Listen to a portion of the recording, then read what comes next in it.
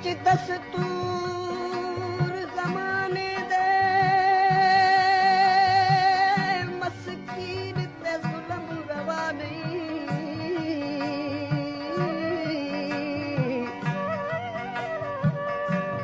मेरा कौन बैठे विच दुनिया दे मेरे हथ तू लड़ छुड़वा नहीं।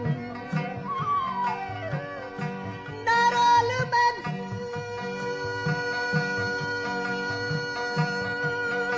पेपरत माही वो ते मैं ते बल बल मिन्नत करा नहीं।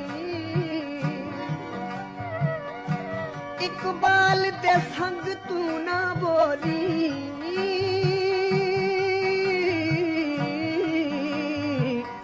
पर दूर रखियां तू जाने। सारी रात रुनिया में सारी रात रुनिया में पल सुख नहीं पाया।